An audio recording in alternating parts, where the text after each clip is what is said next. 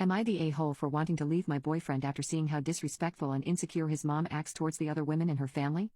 I met my boyfriend's mom just 4 days ago, and I'm unsure if I'm overreacting by considering breaking up due to her behavior at dinner.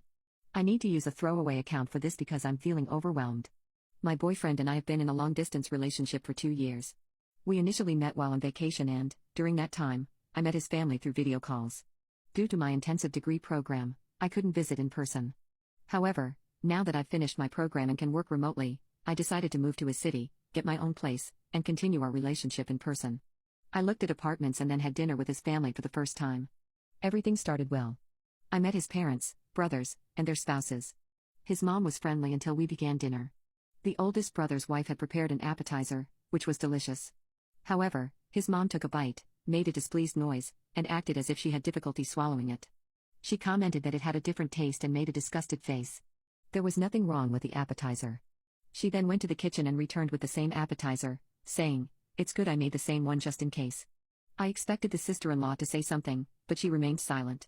No one addressed the issue, and conversations continued as if nothing happened. His mom, along with the other spouses, cleared our plates, which still had the original appetizer, and served her version on new plates, instructing us to eat. It was the same appetizer, with no difference. I even preferred the sister-in-law's version because it had more vanilla. I was shocked by her actions. Dinner continued, and all the dishes were prepared by his mom. She kept asking how the food was and made passive-aggressive comments about dishes that the other daughters-in-law had previously made. I didn't say anything at the time due to my astonishment, but after dinner, I asked my boyfriend about the situation. He explained that his mom is very passionate about her cooking and doesn't like anyone to outshine her. When I asked if this happens at every family dinner, he confirmed it, mentioning that if someone has made a dish before or prepares one during dinner, his mom tries to outdo them. He assured me that his brother's wives don't take it personally because they understand her behavior and believe it stems from her passion for cooking. My boyfriend emphasized that, aside from this, his mom is entirely normal. I asked him when this behavior began, and he said it started when his eldest brother brought his first serious girlfriend home. Since his eldest brother is 8 years older than him, this behavior has persisted throughout all of their relationships. I questioned whether his mom's behavior was acceptable, and he seemed a bit defensive, replying that she's just passionate about making good food. I've been reflecting on the dinner and comments repeatedly, and I can't imagine subjecting myself to such a situation. My boyfriend and I are discussing marriage, our future, and children, and I'm becoming increasingly anxious. His brother's wives have endured this treatment regarding their cooking since the beginning of their relationships with their spouse's mother, and no one has spoken out about it, not them, not their husbands, not his dad, and not my boyfriend. How can this be okay? I'm uncertain if I can handle this level of insult at every family dinner. If my boyfriend and I progress in our relationship, does this mean I can never cook anything? Will she always try to outdo me? Will she make negative comments about my cooking? I'm seriously considering breaking up with him because of this situation. I proposed to my girlfriend but met someone who made me question my decision. My girlfriend and I have been together for the past 5 years and I proposed a few months ago. The foundation of our relationship was spent in lockdown through the pandemic, in a country where the COVID protocols were borderline abusive. So we got to live with each other, and we created a strong bond. We talked a lot about our future, however uncertain it was back then, and for a good reason. We both work in the same industry. We're very good at what we do. Honestly, we are a perfect couple, and I could not be happier. So I thought. A big part of our dream was to open our restaurant. And we did this year and it's doing relatively well. The company is owned by us. We are very deep into each other's lives, and my proposal was something we knew was always coming, as we lived our lives like we were already married. Fast forward to a few months. We had a woman at the age of 30 make an appointment at our place. When we recognized each other and were very surprised. We were high school lovers, but haven't seen each other since. We greeted her and I introduced her to my fiancé. After she enjoyed her food she came up to me and we had a little chat and eventually, she left. Later that evening she messaged me, said it was great to see me and would be lovely to catch up sometime. I said I'd love to think we were going to have a friendly dinner, but I was wrong. We made it happen a week later. We went to a fancy restaurant together and she talked about herself, especially how she is single and happy. After dinner, we went to play tennis like we did in our high school days. We both share a passion for tennis, but unlike her, my fiancé hates tennis. We started hanging out even more and on the days we didn't play tennis I found myself thinking about her. She graduated from Harvard and is financially stable. Our values seem to align. The fact that she enjoys tennis as much as I do turned me on a little too much about her. For the last couple of weeks, I've been obsessing.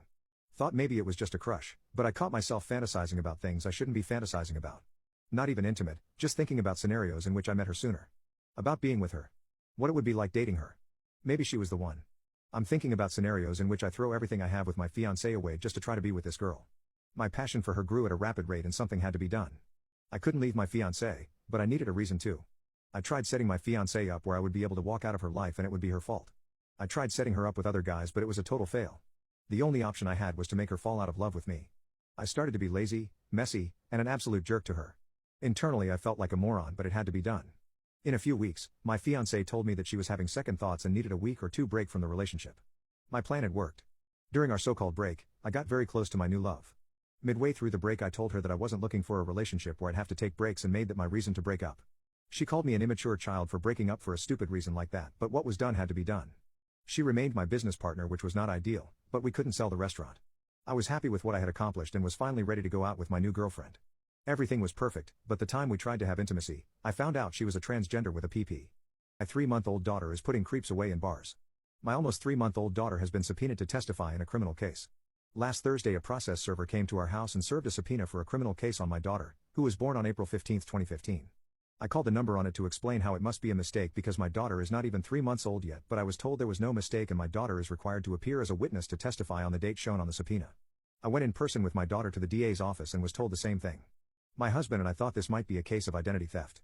She doesn't have a social security number yet because she was born at 29 weeks, spent 11 weeks in the NICU and has only been home from the hospital for 7 days, so we haven't gotten around to it yet. We checked anyway just in case and one has not been created for her or issued to her. Nothing with her credit either. We called the police about it possibly being identity theft and they are looking into it, but so far there is nothing and they also told us the subpoena is legitimate. So we are very confused. My daughter has a rare and uncommon first, middle and last name, so it is very doubtful that there is someone else with her exact name. When I called the number on the subpoena and went to the DA's office I was told both times that if she doesn't show up for court a warrant will be issued for her arrest. Would the police actually arrest a baby for not showing up in court? Or would my husband and I as her parents be arrested instead? Does anyone have an explanation for what is happening here or any advice as to what we can do to solve this? My boyfriend suddenly told me he wants to establish traditional gender roles after we got married. Plus update. I have been with my boyfriend for 3 years now and it has been wonderful. We have been talking about marriage lately as it felt right for both of us. Over the course of our relationship, we often talked about what our goals were and what we wanted our future together to look like. I was always vocal about how I wanted a more equal non-traditional relationship. We both work, we both don't want children. I expect to have a joint account with him and pay our expenses proportionally based on our income. I do make more than him but I don't mind since I believe us to be a team. And for the last 3 years, he's agreed with me. Or so I thought. These past 3 weeks, we have been setting a timeline for our wedding plans and all. Basically, it talks about all the concrete steps and little details. And so I asked him again, what he wanted our marriage to be like but in more detail. He suddenly told me that he wants us to have traditional gender roles. And I was so confused. These past 3 years have not been that way and we agreed to continue so. I am confused about how he just expects us to change after marriage. I have been dating him and want to pursue something serious with him because I love our current dynamic and he seemed happy too. I have made it clear since day one that I want to maintain what we have now until forever. He has never told me that that was not the case for him. Now, I feel lied to. He told me that although I make more of the income, he wants to be the man of the house. The alpha male of the house, he says. I told him this would lead me to not being heard and miserable. It will make me feel less valued. He says it's the best way to avoid arguments. Sure, less arguments because what I think wouldn't matter, but I will build resentment and then it's no longer a happy marriage. We got into a small argument session, but what he did the next day will absolutely shock you. Update: he came over to my house the night I posted this story, which isn't unusual. We spend most nights together after work. I knew I had to break up but didn't know how to yet. I was still debating if I should ask him more questions or just end it. Luckily, he did not suspect anything so far, so it took me some time to figure out my next step, I thought. As soon as he came in though, he tried to initiate intimacy and I said no since I was not in the mood. His mood changed instantly when he would start yelling at me. I had never witnessed him so full of rage. We have always had a very healthy, fulfilling, intimate relationship. But now, he kept trying to convince me to have intimacy with him and asked me why I was putting my needs over his. That I can just force myself to do it for the sake of our relationship. He kept asking me for it but my response always remained the same. I tried convincing him that I did not feel good but he would call me a liar. I was disgusted to the point where I started hating him. I mean, I was already in the process of it but this really did it. I stood my ground and told him that this was not consensual and that someone's health was more important than his need for intimacy. I kept repeating it until he eventually stopped pushing but he didn't leave my place until an hour later. I was afraid to anger him again by telling him to leave so I just stayed quiet doing stuff around the apartment until he decided to leave. I told my friends and family everything. They supported me in my decision to break up and helped me prepare my speech. I asked him to meet me in a public space the next day. My friends were nearby keeping an eye just in case things went wrong. He was still angry at me because I hadn't been talking to him and I refused intimacy.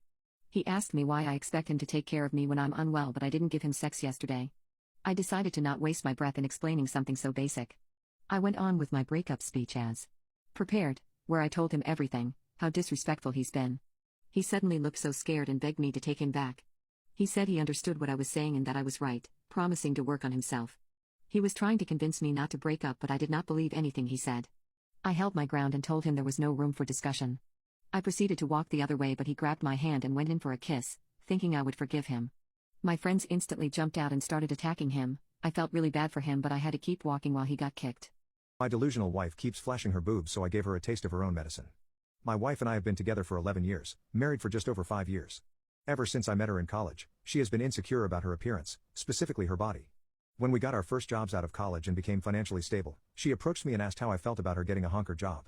I wasn't a huge fan of the idea. I told her I loved her how she is and that I didn't think she needed one. I just think they look oddly perky and not natural, and I've dated women in the past with varying chest size and would prefer a woman with flat boobs compared to someone with fake ones. But knowing how much it has bothered her, I told her I would support her decision either way, but I wish I never did.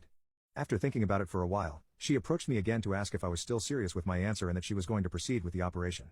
I wasn't sure how to feel about it at first. I thought about talking her out of it, but wanted to stand by my original answer and support her either way. So she did get a honker job. Her surgeon was fantastic and things did end up looking very good considering my prior opinion. The problem I've had is ever since she got her honker job, it's definitely made her put them on display. She went from wearing baggy and unrevealing clothing to very tight and revealing shirts with a lot of cleavage. I'm not enjoying the fact that she is willing to show people her bare breasts. It's no secret to anyone that has known her for a long time that she got a honker job. At first, it was mostly her just showing her girlfriends, which was still weird to me but didn't really cross a boundary for me. However, it's almost as if the more and more she's shown them off and gotten validation, the more and more enabled she is to continue doing it. The first time it crossed a boundary for me was when we were at a friend's house for dinner and drinks, and she had a little too much to drink and showed her girlfriend her breasts while her girlfriend's husband was standing right there. She pulled her breasts open in front of everyone sitting on the table. While driving back home I confronted her about her actions, but she just replied by saying, "Don't you want to show everyone how great my new guns are?" I realized that she was still drunk and decided to wait until we got home. The next morning I tried to set boundaries with her, but she accused me of controlling her and started crying. I thought that maybe this was a one-time thing, but I was wrong. Most recently, we were at a friend's house with many other mutual friends watching a football game, and she got drunk again. Upon our team scoring, she lifted her shirt and flashed her breasts at the entire party while jumping up and down in celebration. She's not even a football fan and hardly understands who to cheer for. To me it was like an excuse to just show off her breasts to everyone. I had enough and we had an argument again. She got defensive and turned it around on me, saying that for once in her life she's happy with how she looks and she just wants to feel good about herself. Arguing with her was pointless, but there was still one way to fix this situation. The next week when we went for a family dinner with her parents, I decided to do what she does, thinking that she would understand how I felt. While her siblings and parents were eating, I stood up and flashed my pee-pee. Everyone stared at me with shock. My wife started screaming for me to cover up and told her parents that we were leaving. On the drive back home she asked me, "Why the F would you do that?" I told her because I feel good about my pee-pee and want everyone to know about it, just like you want everyone to know about your breasts. She broke down in the car and tried to explain how men always want to see boobs while girls aren't so obsessed. I had enough of her bullshit and told her that the next time she flashes her breasts, I'm going to flash my pee-pee. My ex's pick-me friend lied about me and now they're crawling back. I, 26, was with my ex-boyfriend, 26, for 4 years. We moved in after 2 years of dating and were genuinely happy. I genuinely thought that I was going to marry him one day. I even moved to a different country to stay with him when his job relocated him to Europe. Throughout our relationship I noticed that one of his girlfriends, 25, didn't really like me. I've tried many times to befriend her but I gave up after constantly being on the receiving end of her cold shoulder and snarky remarks. Ex knew about this and told me that she didn't have that many girlfriends and probably didn't know how to be friends with another woman. She's the only woman in their clique of 7 guys, who were all lovely to me. On the 31st of December 2019, both of us attended a party to celebrate New Year's. I don't drink so I was completely sober. Ex got completely smashed. The next afternoon I woke up to my stuff packed and him telling me that we were done and that I had to move out. I was completely blindsided and so confused. He accused me of cheating on him. I would never do that. I think it's such a terrible thing to do. I remember crying so hard and telling him that I did no such thing but he still kicked me out. My best friend and her boyfriend, without hesitation, opened up their home to me and told me that I was welcome to stay. Bless their hearts. They're the sweetest couple ever. During that dark period of time, I was trying to process everything. I was honestly so depressed. I couldn't eat, couldn't sleep. I felt like a zombie, like I was barely existing. I told my family what had happened and they were very upset for me and wanted me to fly back home. They live in a different country and I didn't want to travel during a pandemic and potentially put them at risk of catching this virus. While this was happening, all of our mutual friends and his family members turned against me, choosing to believe that I was a cheater and completely cut me off in support of my ex. They posted shady stuff about me online, calling me a hoe and a cheater. Rumors started to spread and it affected me so much that I deleted all social media and blocked all of them everywhere. I just wanted to disappear. As time went on, I was one day introduced to one of my best friend's friend. He was really sweet and kind. We slowly became friends, started chatting and video calling. Fast forward to June and I feel myself slowly falling in love with him. He doesn't believe what so many people say about me being a cheater and whatnot. He asks me out on a proper virtual date and I agree. We started dating and I'm so happy. I feel like he is the light at the end of my tunnel. Well, yesterday, someone from my ex's clique leaked a video on Instagram where my ex's girlfriend was boasting of how she lied and came up with this plan to break up my ex and I. She apparently paid someone to lie to my ex and tell him that I seduced him at the New Year's party and slept with him. Once that came out, a lot of my ex's friends and family members have been trying to contact me. They tried contacting my best friend who basically told them to F off. My ex came to the house and was begging for me to speak to him. It was really dramatic. I feel like I don't owe them any of my time at all and just want them to leave me alone. However, my parents think that it's a little sad that my ex is outside the house crying and begging to speak to me. They think that maybe I should give him a chance to speak to me. I feel really conflicted. I feel like I'm being too harsh on him and his group of friends. Should I establish a line of communication? What should I do? For the street, sister is trying to steal my baby. She's even trying to steal my husband. For context, my husband is James 39, I'm 29 and my sister is Tilly 30. When my husband and I found out I wouldn't be able to carry a baby, my sister offered to be our surrogate so we could still have a biological child. She did this totally unprompted and on her own. She had divorced her husband over a year ago and was settling into single life. We offered to cover all medical expenses and expenses for anything that could improve her life/pregnancy quality, as it's not legal to pay for a surrogate in my country. She was more than happy to do that, and as time went on she said she didn't like pregnancy, it freaked her out and she couldn't wait to just give the baby to us and go on holiday. So 3 days ago she gave birth to our daughter.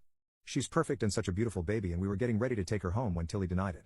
She said I couldn't have my baby. I was really confused and asked what was wrong. What did she mean? She said she'd changed her mind and didn't want to give us our baby.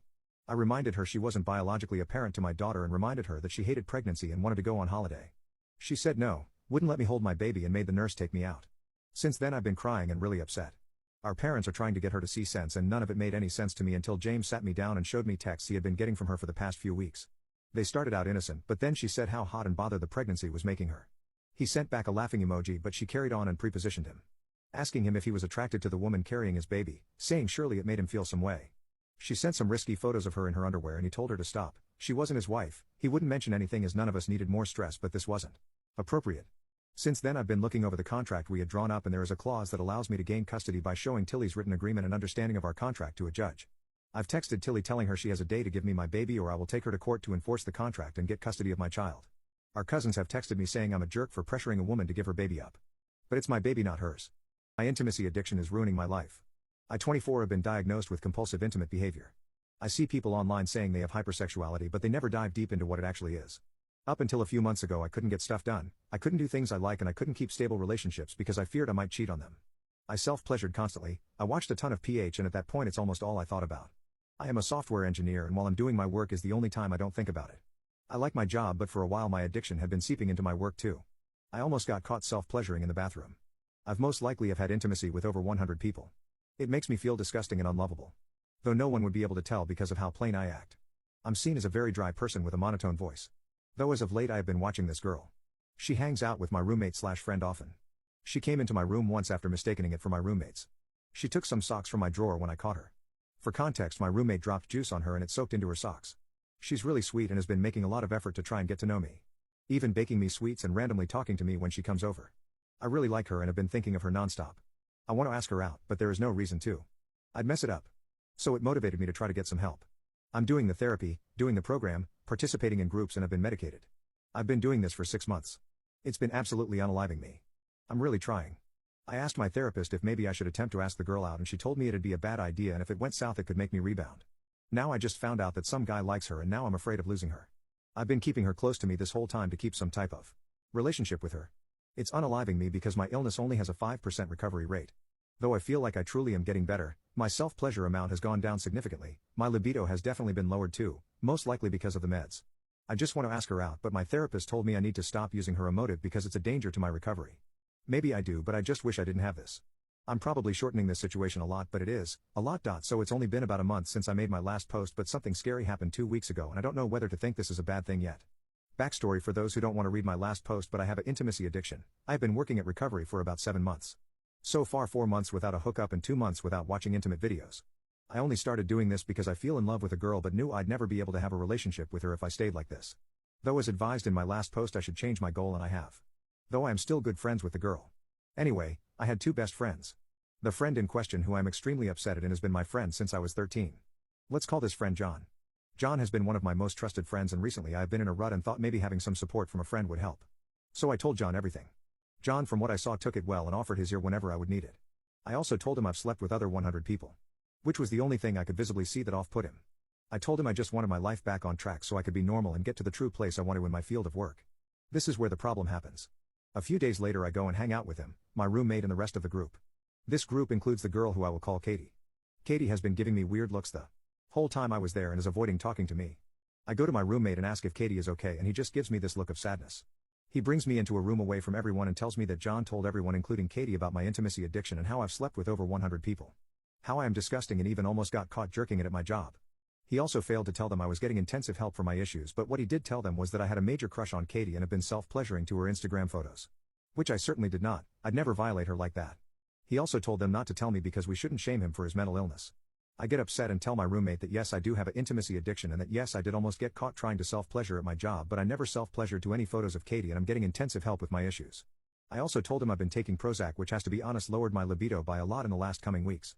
I've been getting help for 7 months. He tells me that he believes me, and I thought wow I thought he'd think I was lying. He dropped another bomb on me saying that John has a huge crush on Katie and probably did this to hurt my reputation with her. That he has lived with me long enough to know I wasn't that bad and how he didn't trust John after the way he exposed my stuff like that to the whole group. He asked if he'd help me tell her what happened. He asked John if he could go out and get some beer for us and John asked me if I'd like to go. Holding back all my hatred I told him in a calm voice no thanks. He leaves and I walk into roommate's room. My roommate asks Katie to go speak to him for a moment. She says sure and opens the door to my roommate's room to see me. She gives me an extremely disgusted face which to be honest really hurt me. My roommate tells her that John lied to her. About what I did and likes her and that's why he tried to ruin my reputation. She is obviously shocked about this. Then after some more explanation and reasoning from my roommate, apologizes for assuming I was a creep with an intimacy addiction.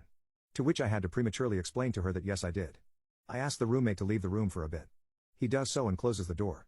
Katie looks at me and apologizes again for assuming I would do that to her. I told her there was no need and people are sick like that. It's not her fault for protecting herself. I then explained that I do have an intimacy addiction and have been working on progressing to my recovery for 7 months. That I did have intimacy with over 100 people and that I did have a crush on her. I didn't tell her that she was my goal, I didn't want to put any more weight on her that I already have. I told her I wanted to ask her out and realized it would never work because of my issues and how it had got me thinking on how I can't live a normal life in general.